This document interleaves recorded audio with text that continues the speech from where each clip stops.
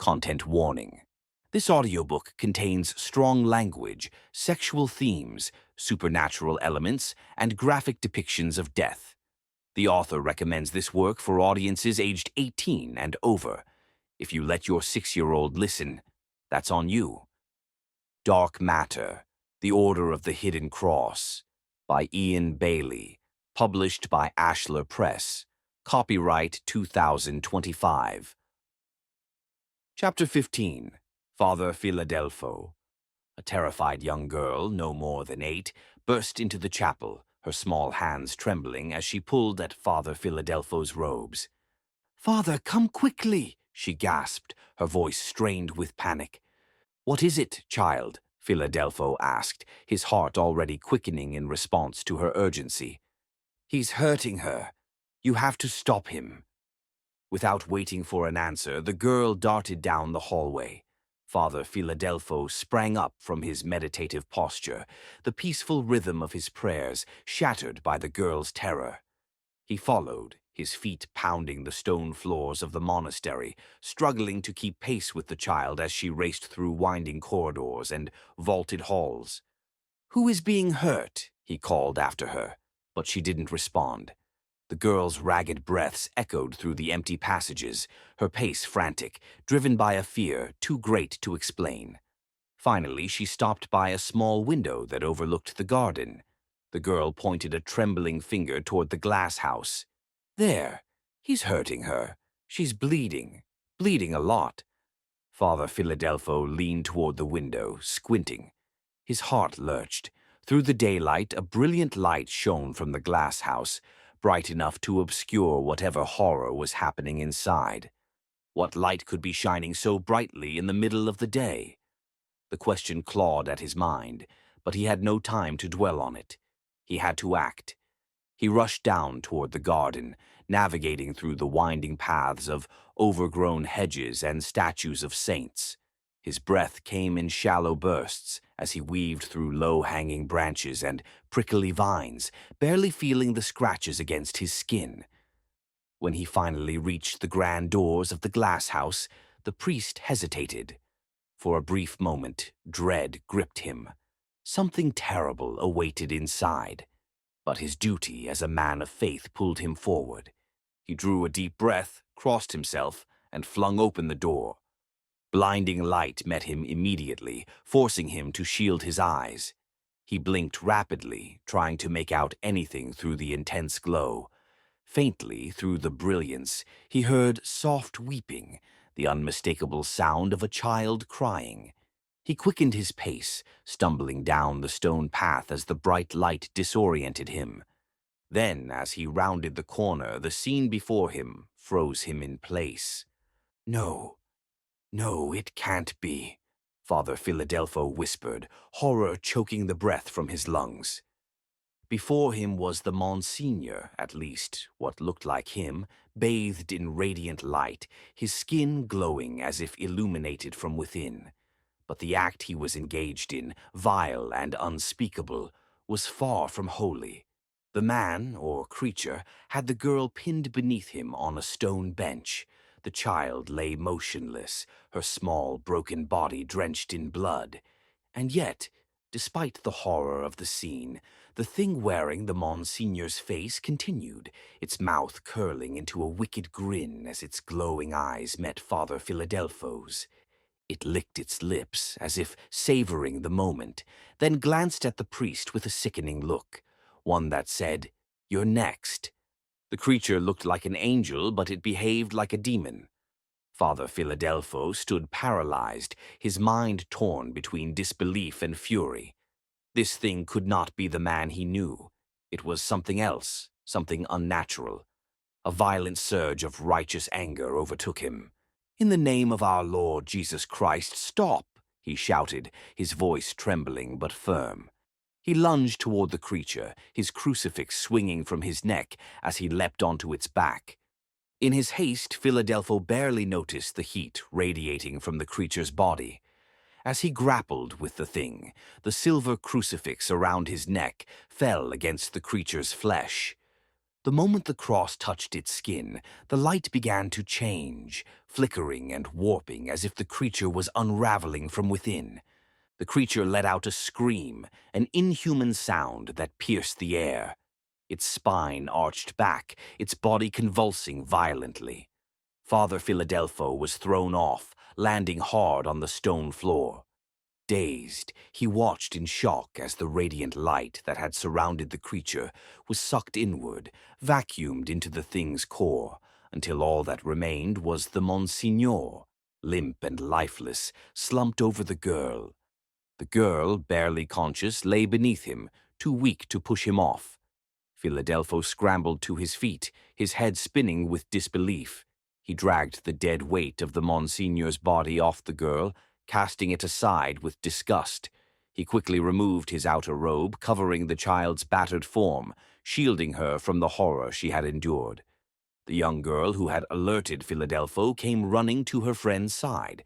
She knelt beside her, gently stroking the unconscious girl's hair, her tiny body shaking with quiet sobs.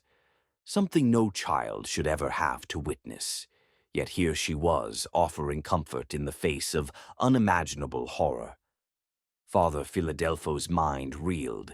His gaze fell to the ground where blood pooled beneath the girl. There was so much of it. How had this happened?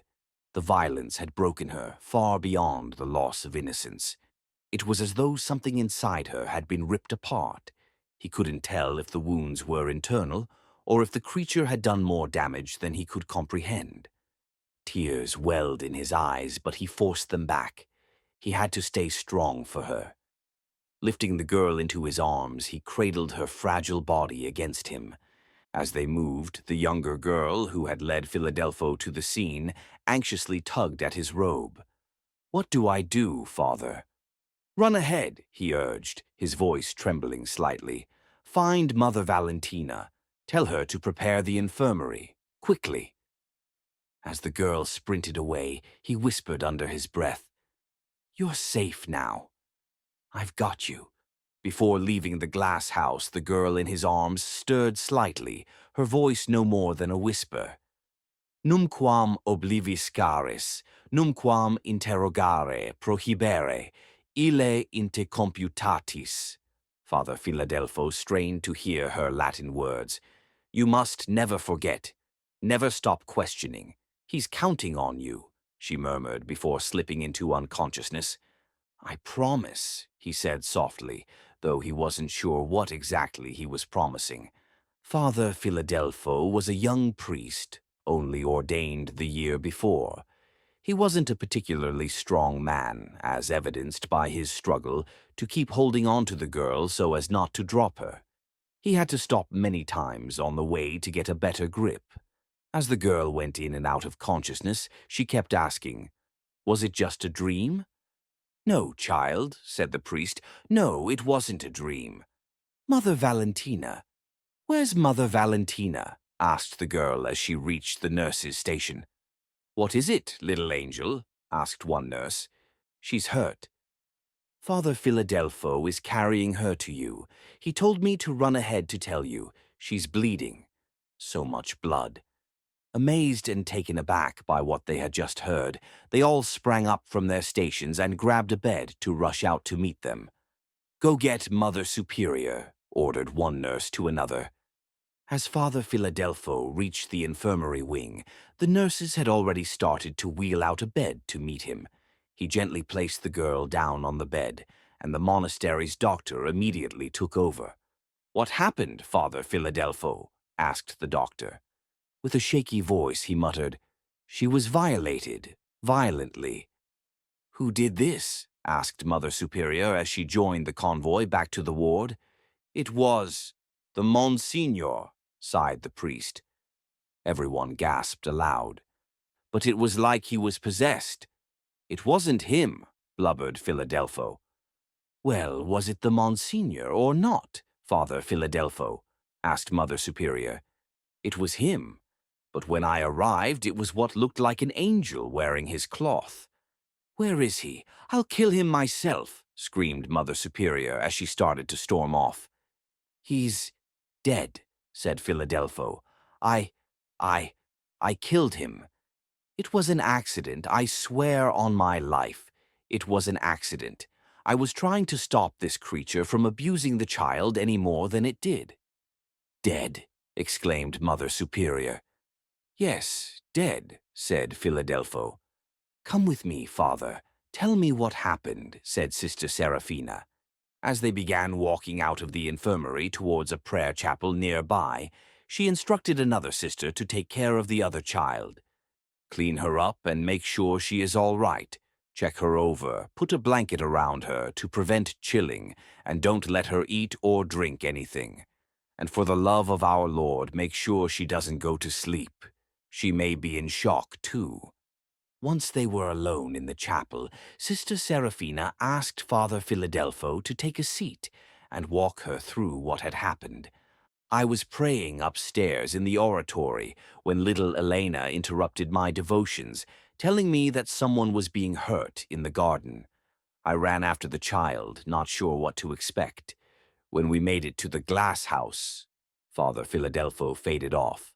"What happened at the glasshouse?" asked Sister Serafina.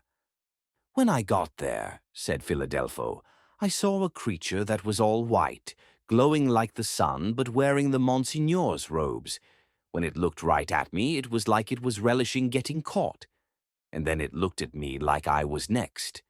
Without thinking, I jumped on its back to pull it off. But I didn't realize that when I landed on it, my crucifix pierced its spine and killed it. Then all the light disappeared, and it was just the Monsignor on top of the girl. But I swear it wasn't him committing this crime. He was possessed by something that, if I saw it in the garden on any other occasion, I would have thought it was an angel of God and laid prostrate before it." Bewildered, Sister Serafina could only manage, "Okay, Father. It's all okay now. Would you like tea to help calm your nerves?"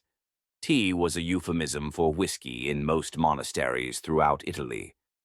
"I might need the whole pot," said Father Filadelfo. It hadn't taken long for the police and paramedics to arrive at the monastery after being informed of the day's events. Police took statements, and the young girl was transported to a nearby hospital that could handle such sensitive and psychological trauma victims. The police inspector questioned Father Filadelfo personally as a favor to the church, so as not to exacerbate the scandal with gossip. A phone call came into the Mother Superior's chambers from the Archbishop's office, advising that Archbishop Bussi would like to come to the monastery to investigate the allegations against the Monsignor and talk to the priest who had witnessed the events. After the inspector finished taking statements and the paramedics took the young girl to the hospital, Father Filadelfo walked back to the kitchen and sat at the table, staring off into the distance, still struggling to process what he'd witnessed. Father Filadelfo was interrupted by Sister Chiara. "I just received a phone call from the Archbishop's office, advising that Archbishop Bussi himself is on his way to the abbey to speak with you. Do you think His Excellency would believe your story?" asked Mother Valentina as she also walked into the kitchen. "I have nothing to hide," said Filadelfo. "I saw what I saw, and I won't allow anyone to gaslight me into thinking otherwise." "I think I'll go and take a nap," said the priest. "I just can't—" "Okay, good idea," said Mother Valentina, interrupting him. "And while you're there, pray to the Almighty for strength. I think you're going to need it." Taking the short walk back via the garden to his chambers, he couldn't get the image out of his head, that what looked like an angel of God was, in fact, the perpetrator of such a grievous crime. How could this be? Were more angels falling from grace? Did this happen often? I thought it only happened in ancient times, he mused. Getting confused by his own questions, Father Filadelfo lay on his bed, still contemplating all that he'd just witnessed as he started to drift off to sleep. "Where is he?" demanded a powerful voice emanating from the entrance. "Where is the Monsignor?" the voice demanded again. Hearing the shouts, the sisters ran out of their respective stations to see the commotion. When they reached the source of the demands, they were confronted by what looked like a small army. Front and center was the Archbishop, flanked by at least 20 guards. "Where is the Monsignor?" demanded the Archbishop again as he walked down the corridor, growing rather impatient now that he'd had to ask 3 times. I, I'll take you to him. His body, Your Excellency," perked up a young sister. "I'll take you to his body." "Thank you, my dear, thank you." Walking hastily through the chapel doors, the Archbishop exclaimed, "You have him in here? This is a holy place of God. It should not be defiled by this creature's presence. Remove him at once." "Where shall we place his body then, Your Excellency?" "I don't care. On the kitchen table if available, but—" He paused, remembering his need to compose himself.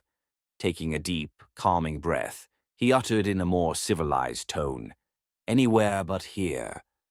"Yes, Your Excellency." The captain of the guards barked, "Guards! Assist in moving this man to a more suitable place." "Quickly, brothers, let's put him in his vestry," said the lieutenant. "I can't believe they thought to put him in the chapel," muttered the Archbishop to no one in particular. Confused by this outburst, but in blind obedience, the remaining guards agreed by all stomping their right foot once. 6 of the guards had gone up to the body lying on the small trolley used to hold coffins at funerals, known as a wheelbier. 5 of them only saw a man lying there. However, the 6th saw something else. He saw the angel that Father Filadelfo had seen, raping the young girl in the glasshouse, glowing with light, alive, and looking right at him with what appeared to be a command. Discomforted by this, he drew his sword, spinning around to gain more momentum and enough time to say, "Vade retro Satanas," which means, "Get thee behind me, Satan." And, with his sword now raised high, he brought down the sword, slamming it down on the neck of the Archbishop, severing his head clean from his body. In a flash, the guard realized it was just a thought, a daydream from the dark recesses of his psyche, where no one was allowed to venture while holding such an important station within the church. He hadn't actually killed the Archbishop after all. It seemed so real, he thought to himself, as he helped lift the Monsignor's body from the wheelbier with the others. That's crazy. It seemed so real. Am I losing my mind? He asked himself. As the guards began walking out of the chapel in a solemn manner, they all noticed a sweet smell infusing the air.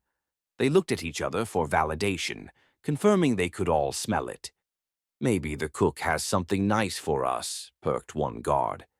"Maybe," they all conceded. Continuing down the corridor to the Monsignor's room, they passed the chief inspector, who stopped the procession and asked what they were doing. "You can't just move the body," exclaimed the inspector. "Well," said the Archbishop, "we can't leave the body in the chapel. It's sacrilegious to honor such a beast that way. We're taking him back to his vestry." "But you've already broken protocol by moving him once already, from the glass house to the chapel. Now you're moving him again to his room. Where next? Perhaps the library. This is madness. I came to help ensure the church is protected from idle gossip and speculation, and you're moving the body again. How can I do my job when you're constantly getting in the way?" "You're right," said the Archbishop. "We promise we'll get out of your way so you can conduct your investigation. The church appreciates your consideration and respect." "Thank you," said the inspector. "The coroner will be here shortly to collect his body anyway." "Guards," the captain barked, "assist the inspector in anything he needs and ensure no one, except the inspector and the coroner, gains access to his room.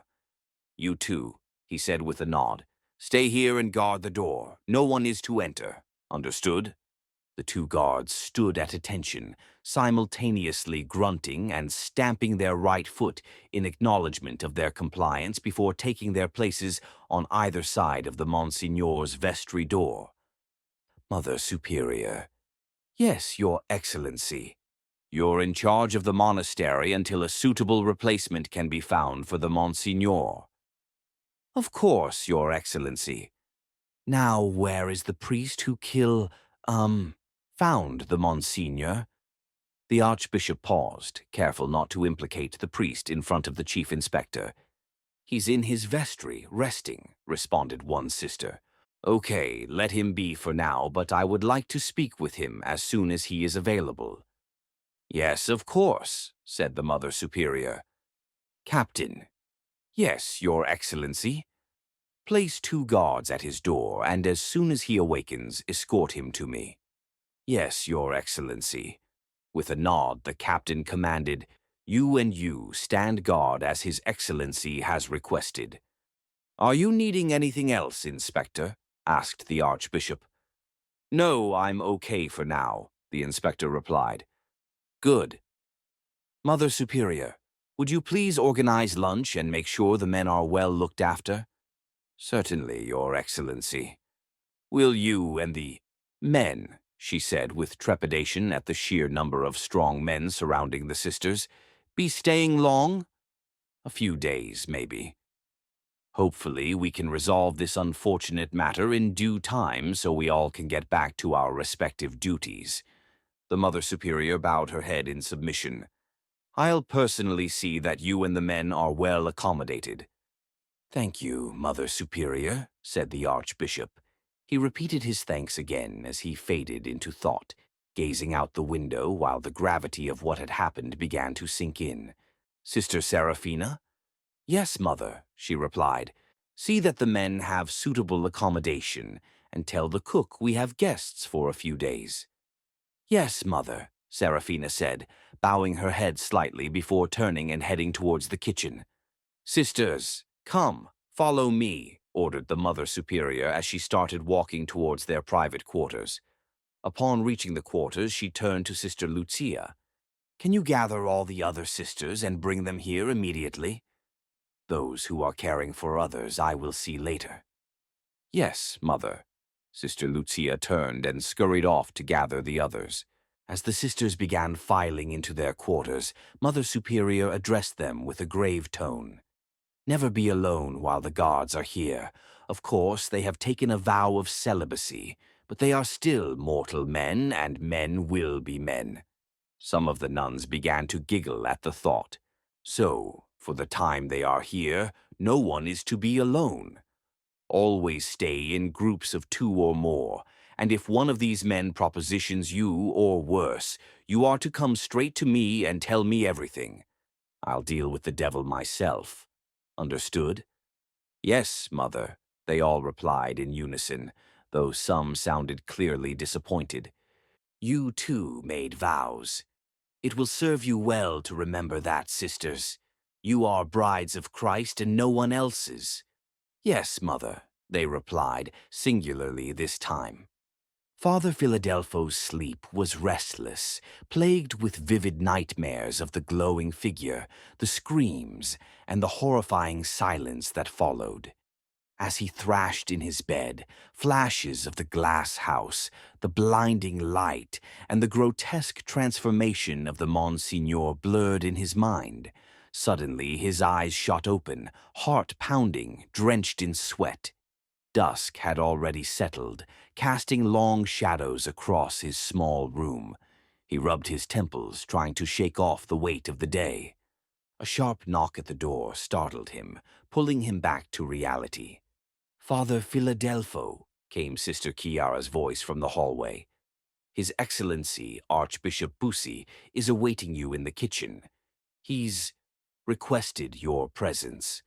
Still groggy, Filadelfo sat up, blinking into the dim light. The events of the day hung heavy in the air, and he could already feel the gnawing dread creeping back into his chest. He hadn't even processed what he had witnessed, and now he was being summoned by the Archbishop himself. The thought sent a shiver through him. He quickly dressed, his hands trembling slightly as he fastened his collar. The weight of his crucifix felt heavier than usual, almost suffocating. He glanced at the clock, 7:30 p.m. How had so much time passed since the incident? Opening the door, he found Sister Chiara waiting for him, her expression a mixture of concern and urgency. "I'll take you to him," she said softly, casting a brief, anxious glance at the floor before turning to lead the way. The hallways of the monastery were bathed in the golden light of dusk, and the usual peaceful silence seemed to carry an ominous weight. As they descended the narrow stone staircase, Filadelfo's mind raced. How could he even begin to explain what had happened, and what was the Archbishop going to do about it? They reached the kitchen, the soft hum of conversation growing louder as they approached. Archbishop Bussi sat at the head of the long wooden table, a steaming cup of tea in front of him. He was a tall, imposing man with piercing eyes that seemed to see right through Filadelfo. His presence alone commanded the room. "Father Filadelfo," the Archbishop greeted, gesturing for him to sit. His voice was calm, but his sharp gaze didn't leave Filadelfo for a second. "We have much to discuss." Filadelfo sat down slowly, his body stiff with tension. The Archbishop leaned forward slightly, his fingers steepled, watching Filadelfo with a calculating intensity. "Your Excellency," Filadelfo began, his voice cracking slightly from exhaustion and nerves. "I don't even know how to start." The Archbishop's expression remained impassive, though his eyes seemed to darken with something unreadable. "Take your time, Father. Start from the beginning. I need to hear every detail." Filadelfo's throat felt dry as he began to recount the events in halting breaths. He told the Archbishop about little Elena's frantic plea, the strange, overpowering light in the glasshouse, and the horrific scene that unfolded before him. The Monsignor, possessed by something far beyond human understanding. As he spoke, his words tumbled out faster, desperation leaking into his voice as he tried to make sense of what he had witnessed. When he reached the part about the crucifix melting into the creature's spine, the Archbishop's brow furrowed slightly. His hands tightened around the handle of his cup, but he said nothing, allowing Filadelfo to continue. "I don't know what it was, or if it was even real," Filadelfo said, his voice shaking. "It was like he was possessed by something ancient, something evil." Archbishop Bussi leaned back in his chair, folding his hands in his lap. His expression remained calm, though his eyes betrayed a glimmer of something. Recognition, perhaps. "Father," he began, his voice measured, "this isn't the first time the Church has dealt with strange occurrences. But this—" he paused, choosing his words carefully. "What you're describing aligns with certain records. But even for us, this is unprecedented." Father Filadelfo felt a cold shiver crawl down his spine. He'd expected doubt, skepticism, but there was none of that in the Archbishop's voice. Instead, there was an unsettling understanding. Just as the Archbishop was about to continue, the kitchen door creaked open. Mother Valentina stepped in, her face pale, holding a phone in her hand. "Your Excellency," she began hesitantly, glancing between the two men, "I just received a call." From Rome. The Archbishop's eyes narrowed, sensing something was amiss. "Rome?" he asked, his voice calm but laced with curiosity. Mother Valentina nodded, swallowing hard. "The Vatican. They've asked for Father Filadelfo. Immediately." The room fell into a heavy silence. The words hung in the air like a curse. Father Filadelfo felt his stomach drop as if the floor had vanished beneath him. The Archbishop, blindsided, sat straighter in his chair, his face betraying a moment of disbelief before he composed himself. "The Vatican," Filadelfo stammered, his voice barely above a whisper. "They want to see me." The Archbishop's jaw clenched, his eyes flickering with something between frustration and unease. He hadn't expected this, not so soon, not in the middle of their conversation. "It seems they've taken an immediate interest in your experience," he said, his voice measured. "This wasn't something I anticipated." For a brief moment, the Archbishop's usually composed expression faltered, replaced by a hint of something Filadelfo couldn't quite read. Was it fear? or resignation. He turned to Mother Valentina, his voice lowering. "What exactly did they say?" "They're sending transport, and he's to attend immediately." That was all, Your Excellency. For what seemed like hours, Father Filadelfo sat at the kitchen table, staring blankly at the untouched cup of tea in front of him. The events of the last few hours haunted him. The creature, the Monsignor, its body lay motionless, but its impact lingered. He couldn't shake the image of the glowing figure, the blinding light, and the horrifying moment when he realized the man was possessed by something otherworldly. The weight of what had happened, of what he'd done, hung heavy on his shoulders. Could he really face the Vatican? Could he explain the unexplainable to those who held the highest authority in the Church? He ran a trembling hand through his hair. "The Pope himself has summoned me." These words felt like a hammer blow. The Vatican's involvement meant this was far bigger than anything he could have imagined. Before Father Filadelfo could process everything, the sound of an approaching vehicle rumbled outside. One of the Archbishop's guards glanced through the window to see a sleek, black SUV pulling up to the monastery's front entrance.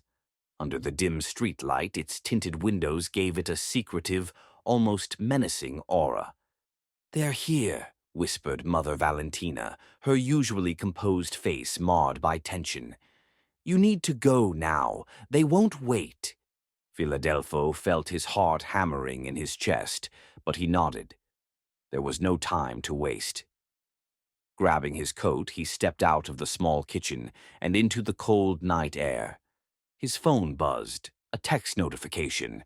He glanced down at the screen. Subject: Urgent, confidential briefing. From Vatican Secretary to Father Filadelfo. You will be briefed en route, under no circumstances.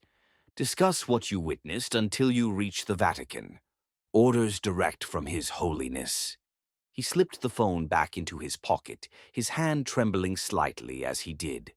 A Vatican guard, dressed not in ceremonial robes, but in modern tactical gear, stood by the SUV.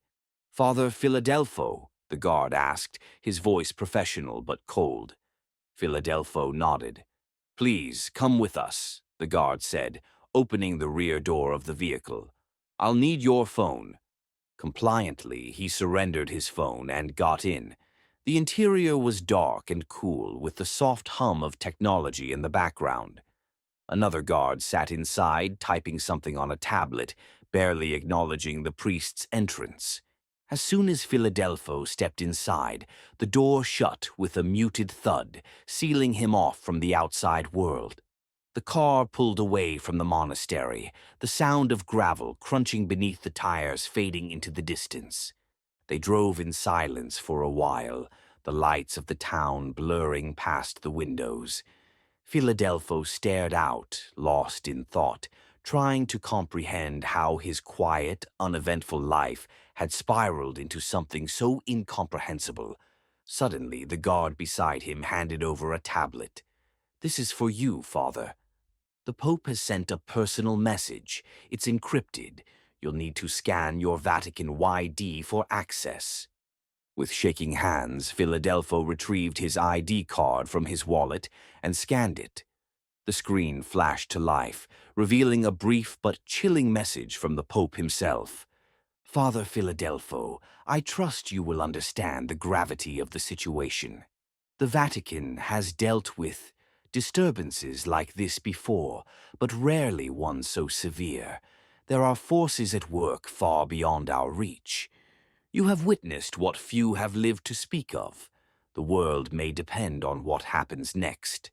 As the car approached the highway leading toward the Vatican, the vehicle's internal security system locked all the doors. Filadelfo's heart raced. He couldn't escape even if he wanted to. Just as he closed the message, the car slowed abruptly. Up ahead, a set of headlights pierced the darkness. Two black SUVs were parked across the road, their engines still running. A man dressed in an impeccably tailored suit stepped into the light, flanked by several others. Their faces were obscured, but their presence was unmistakably deliberate. "Who are they?" Filadelfo whispered, more to himself than to anyone else.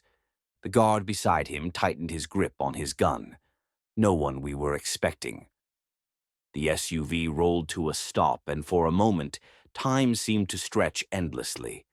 The men outside were waiting for something, or someone.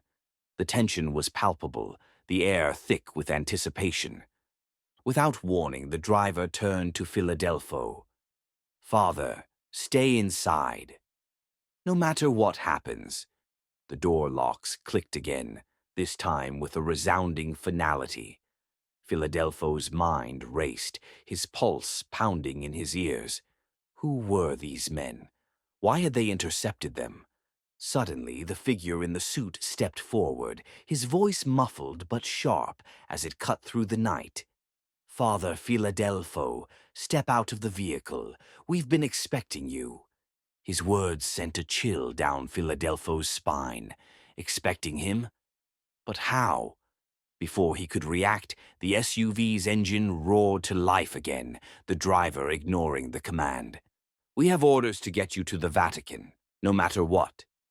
The car lurched forward, speeding past the barricade of black SUVs. Filadelfo's heart thundered in his chest as they tore down the empty road, the men in suits disappearing into the night behind them, making no effort to chase. But something about the figure's parting words echoed in his mind. "We've been expecting you." As the Vatican's towering spires came into view on the horizon, dread settled deep within him. Whatever waited for him inside those ancient walls was more than just a mystery. It was a reckoning.